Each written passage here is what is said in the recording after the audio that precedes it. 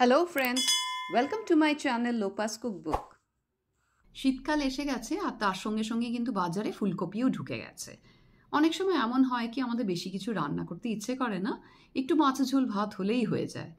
আজকে ঠিক সেই রকম একটা রেসিপি নিয়ে এসেছি, ফুলকপি দিয়ে কাতলা মাছের ঝোল। তাহলে দেখা যাক কেমন করে তৈরি করে নেব এই রেসিপিটা। খুব সিম্পল একটা রান্না, যে কোনো কেউ বাড়িতে সহজেই তৈরি করে নিতে পারে। কাতলা মাছের ঝোল বানানোর জন্য এখানে বেসিক কিছু সবজি আর মশলা আমি নিয়ে নিয়েছি এখানে একটা ফুলকপি, পেঁয়াজ, টমেটো আর বেসিক কিছু মশলা যেমন জিরা, ধনে, হলুদ, গরম মশলা এইগুলো। ফুলকপিটা বেশ বড় সাইজের, সেই জন্য আমি হাফই ইউজ করব। ফুলকপিটা আমি ভালো করে ধুয়ে একটু বড় বড় সাইজের কেটে নেব, ঠিক এরকম করে। এরপরে পেঁয়াজটা আমি ছুলে নিয়ে পাতলা পাতলা স্লাইস করে সাইডে রাখবো। মাছের পিসগুলো একবার দেখে নিচ্ছি। এখানে মোটামুটি করে আমি হাফ কিলো মাছ নিয়েছি।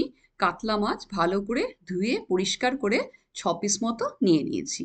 দিয়ে দেব এর মধ্যে 1 চামচ হলুদ গুঁড়ো আর 1 চামচ মতো লবণ। লবণ আর হলুদ দিয়ে মাছের পিসটা ভালো করে মেখে 5 মিনিট মতো রাখবো। গ্যাসের ওপর বসিয়ে দিচ্ছি এবার একটা কড়াই, আর তার মধ্যে দিয়ে দিচ্ছি সর্ষের তেল। সর্ষে তেল মোটামুটি করে আমি 1/4 কাপ মতো দেব। মাছ রান্না কিন্তু সর্ষে তেলেই সবচেয়ে ভালো হয়, সেই জন্য সর্ষে তেলটাই আপনারা পারলে ইউজ করবেন। তেলটা কিন্তু খুব ভালোভাবে গরম হলেই মাছগুলো আমি ভাজা শুরু করব। যদি তেলটা গরম না হয় তাহলে চান্সেস থাকবে যে মাছগুলো নিচের দিকে লেগে যাবে, আর সেটা হলে কিন্তু খুব অসুবিধা হবে মাছগুলো ভাজতে। আপনারা কিন্তু মনে রাখবেন যে মাছ ভাজার জন্য তেলটা কিন্তু খুব গরম হওয়াই দরকার।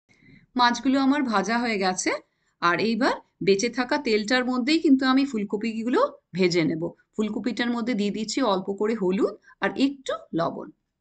বেশ একটু নাড়িয়ে চাড়িয়ে ঢাকা দিয়ে আমি 3 থেকে 4 মিনিট মতো ফুলকপিটা ভেজে উঠিয়ে রাখবো। ফুলকপি কিন্তু খুব তেল টেনে নেয়। তেলটা একটু কমেই এসেছে, সেই জন্য আমি দিয়ে দিয়েছি আর 1 থেকে 2 চামচ মতো তেল।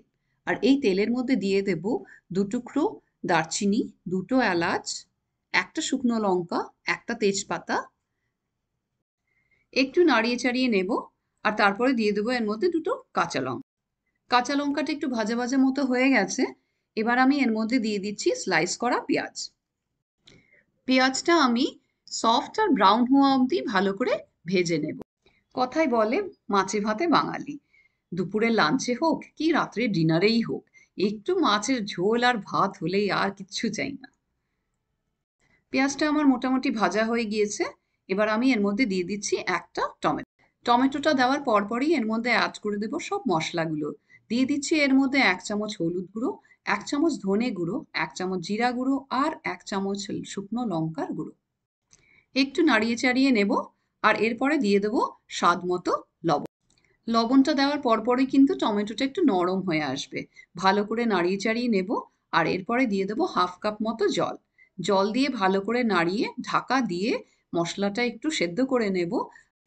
এই 3-4 মিনিট মতো লাগবে মশলাটাকে কষিয়ে নিতে।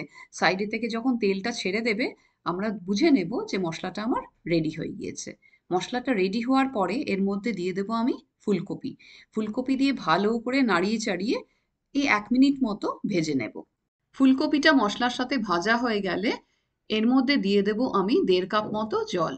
ভালো করে একবার নাড়িয়ে নেব, তাহলে মশলাটা ভালো করে জলের মধ্যে মিশে যাবে। এবার ঢাকা দিয়ে 5 মিনিট মতো রান্না করব। একবার মাঝে উঠিয়ে আপনারা চেক করে নিতে পারেন ফুলকপিটা যাতে পুরোপুরি সেদ্ধ হয়ে যায়। না হলে আরও 1-2 মিনিট মতো রেখে ফুলকপিটা যতক্ষণ না সেদ্ধ হচ্ছে ততক্ষণ আপনারা রান্নাটা করবেন। ফুলকপিটা আমার মোটামুটি করে সেদ্ধ হয়ে গেছে। এবার আমি এর মধ্যে দিয়ে দিচ্ছি ভাজা মাছের টুকরোগুলো। ঢাকা দিয়ে 1 মিনিট মতো ফুটিয়ে নেব, আর এবার আমি দিয়ে দেব ওপর থেকে একটু ধনেপাতা কুচি। ধনেপাতাটা দিলে এত সুন্দর একটা ফ্লেভার আসে, আহ কি দারুণ! গরম গরম মাছের ঝোল দিয়ে কিন্তু 1 থালা ভাত আরামসে খাওয়া হয়ে যাবে। আপনারা অবশ্যই এই রেসিপিটা ট্রাই করবেন, আর আমাকে জানাবেন কমেন্ট বক্সে যে কেমন হয়েছে রান্নাটা।